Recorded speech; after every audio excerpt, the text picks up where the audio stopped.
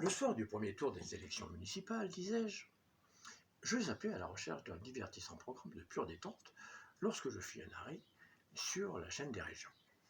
Là, un maire, dont je tairai le nom, moins que son patronyme puisse prêter à quelques plaisanteries plus ou moins douteuses, mais par pur respect de sa fonction, répondait avec un certain aplomb à un ou une journaliste dont je n'entendis pas les questions. Elle était à peu près celle-ci.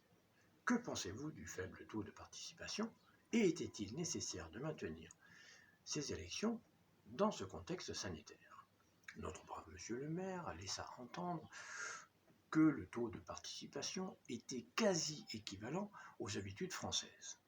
Vérification faite, un peu plus de 21% d'abstention dans sa circonscription, tout de même, quasi insignifiant pour notre homme, qui se garda bien de donner des chiffres.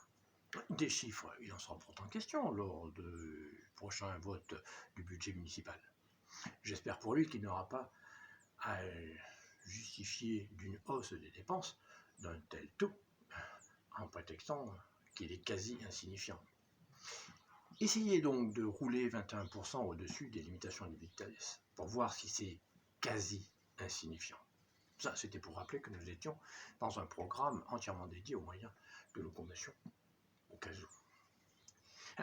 D'ailleurs, à ce propos, lorsque vous circulez en voiture, en vélo, à cheval, en moto, en aéroglisseur ou tout autre moyen de transport terrestre, et que vous arrivez à hauteur d'un passage à niveau, très souvent, vous pouvez apercevoir un panneau sur lequel est écrit « Attention, un train peut en cacher un autre ».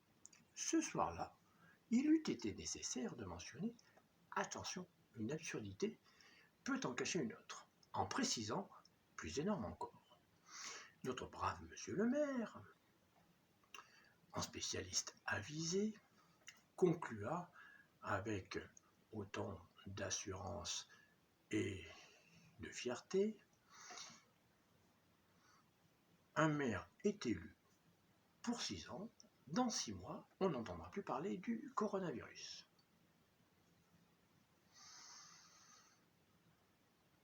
Je me dis qu'un de ces jours, j'irai peut-être lui rendre une petite visite à Châtel-Guyon pour lui rappeler ses prédictions sanitaires. Pour en finir définitivement avec le dossier santé, sachez qu'il y a quelque temps, j'ai rêvé